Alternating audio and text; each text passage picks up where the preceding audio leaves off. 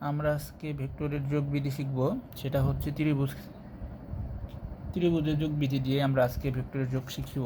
তো এখন আমরা যে কাজটি করব সেটা হচ্ছে আমরা আগে একটি ভেক্টর রাশি নিব।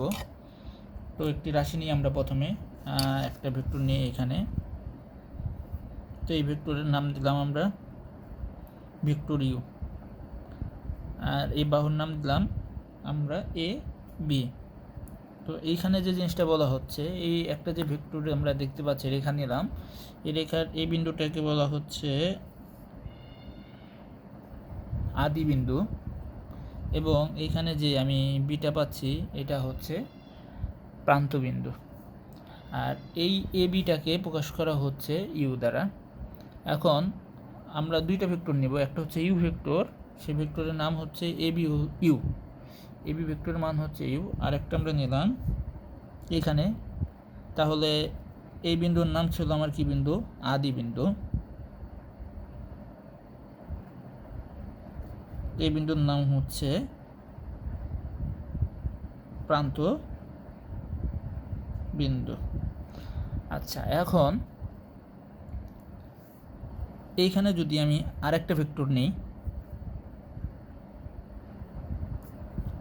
তো এই ভেক্টরের নাম আমরা দিলাম বিসি, আর এই ভেক্টরের মান এইটা হচ্ছে ভি।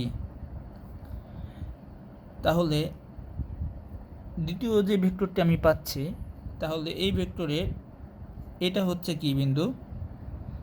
এর হচ্ছে আদি বিন্দু, এটা হচ্ছে প্রান্ত বিন্দু। আর এই ভেক্টরের এই বিন্দুটা হচ্ছে কি? আদি, আর সির এটা হচ্ছে কি? প্রান্ত। এখন তাহলে আমরা দেখতে পাচ্ছি আদি বিন্দু আর প্রান্ত বিন্দু। এখন আমি এইটাকে যদি যোগ করে দিই,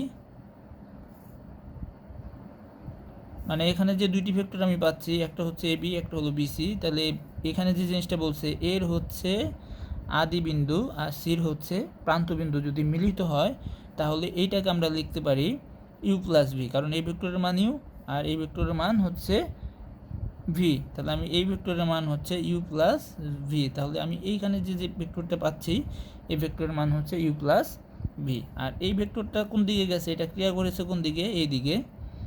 আর এইখানে যে ভেক্টরটা নিয়েছি, এই ভেক্টরটা অ্যারো চিহ্ন এই বি থেকে সি দিকে গেছে।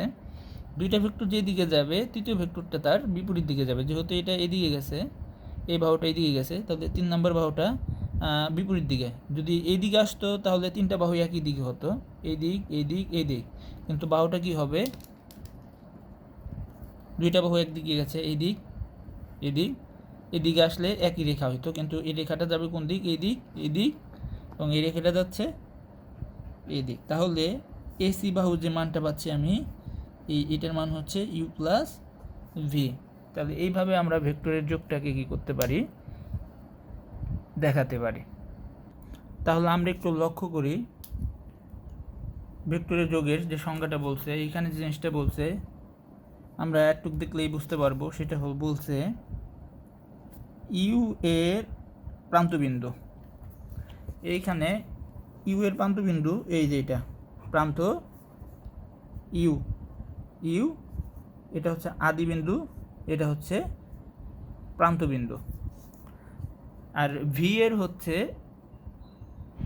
আদি বিন্দু এটা, এই ভির আদি বিন্দু এটা, প্রান্তবিন্দু এটা। তার মানে এখানে বলছে ইউ এর প্রান্তবিন্দু বি এর আদি বিন্দু। তাহলে ইউ এর আদি বিন্দু এবং ভি এর প্রান্তবিন্দু সংযোগ, ইউ এর আদি বিন্দু ভি এর প্রান্তবিন্দু, এই যে রেখাটা যে সংযোগ, এই সংযোগকে আমরা ইউ প্লাস ভি দ্বারা প্রকাশ করি। এটাই হচ্ছে ভেক্টরের ত্রিভুজের যোগবিধি।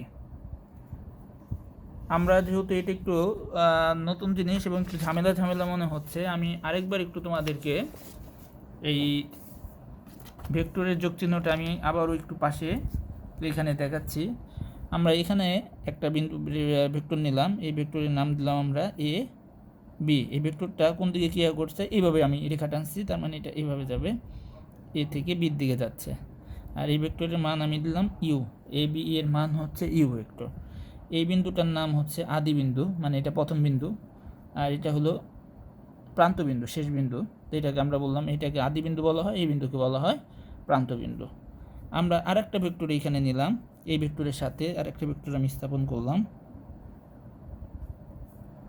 তো এই বাহুটার নাম দিলাম আমি বি সি, এবং এই ভেক্টরটা কোন দিকে ক্রিয়া করছে, এই বি থেকে সির দিকে ক্রিয়া করেছে। এখন আমরা বলতেছি এই যে এটা এই ভেক্টরের মান হচ্ছে ভি ভেক্টর, তাহলে বি সির মান হচ্ছে ভি, এ বির মান হচ্ছে ইউ, আর আমি জানি এটা হচ্ছে ইউ এর আদি বিন্দু, আর আমি জানি ভি এর এটা হচ্ছে প্রান্তবিন্দু। ভির প্রান্তবিন্দু এইটা, আর ইউ এর আদি বিন্দু হচ্ছে এইটা।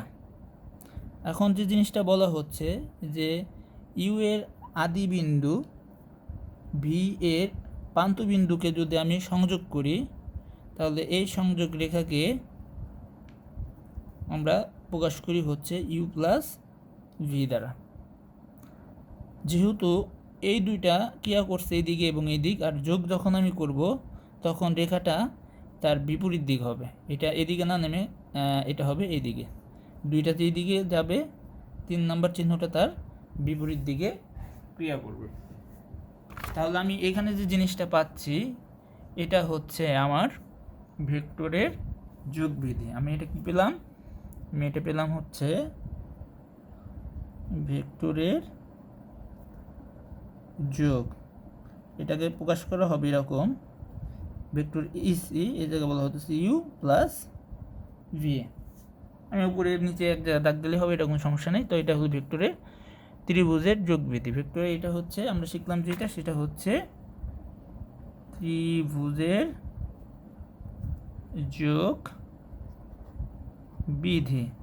এখন আমরা যেটা শিখব সেটি হচ্ছে বিয়োগ বিধি।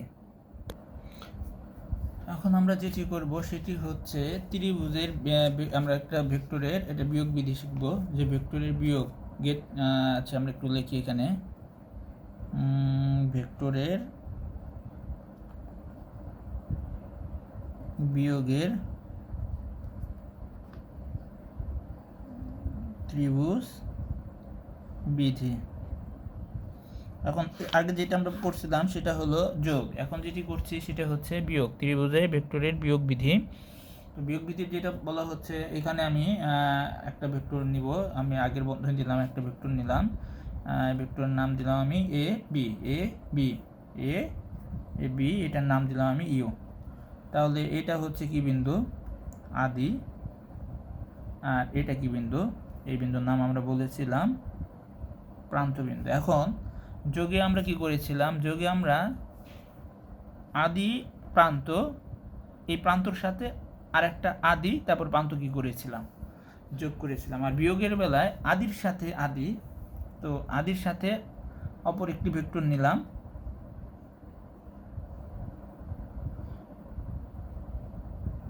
এসি, আমরা কি করলাম এসি। তাহলে কি হলো, এটার নাম দিলাম আমরা ভেক্টর হলো ভি ভেক্টর। তো এইখানে যেটা কাজ হলো, এসি ভেক্টরের এটা হচ্ছে আদি, এবং এই এসি ভেক্টরের এই ভি এরও আদি বিন্দু হচ্ছে এইটা। তার মানে এইখানে আদির সাথে আদির মানে ডাবল, এখানে আমার মিল পড়ছে।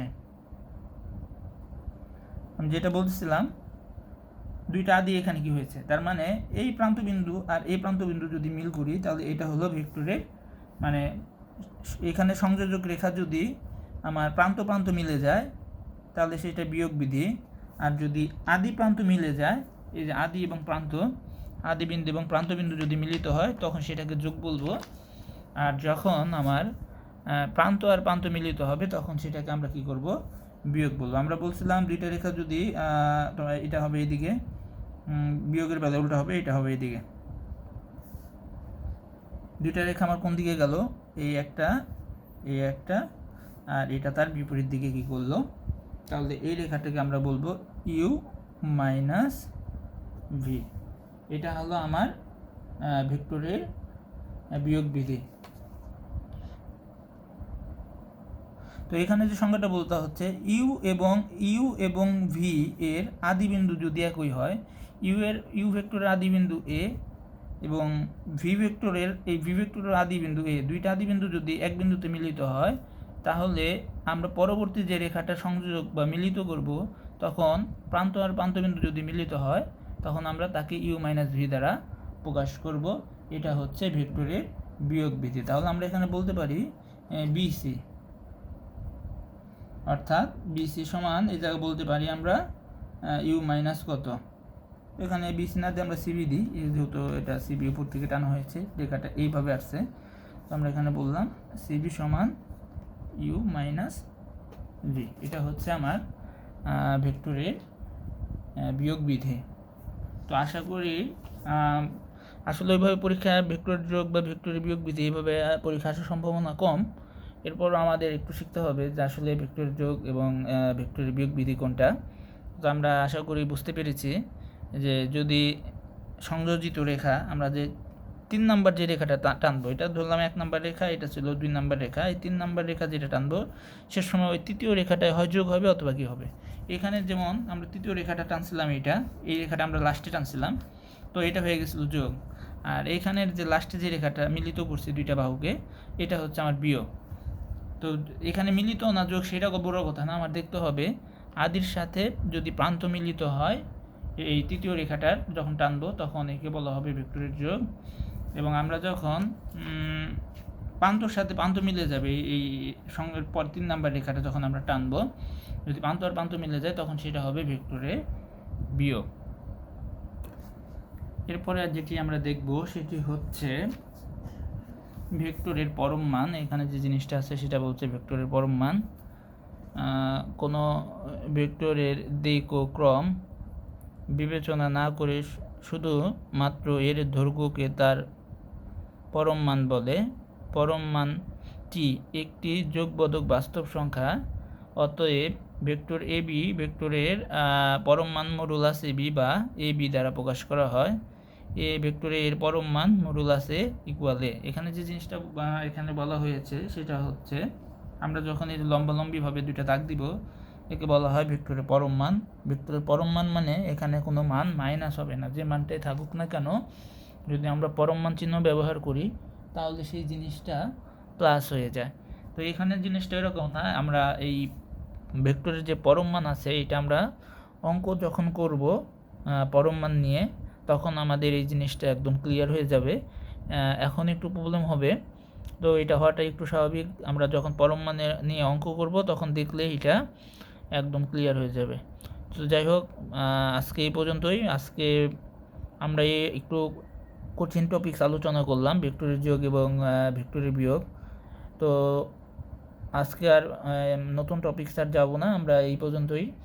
বাসায় দেখব, একটু ট্রাই করব, একটু মনে রাখার চেষ্টা করব, খাতায় কয়েকবার আর্ট করব।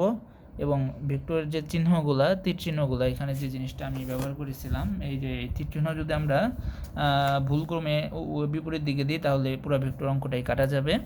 তো এইখানে যে আমরা ক্রমগুলো ব্যবহার করব, এই ক্রমগুলো ব্যবহারে আমার যথেষ্ট পরিমাণে সতর্ক থাকতে হবে।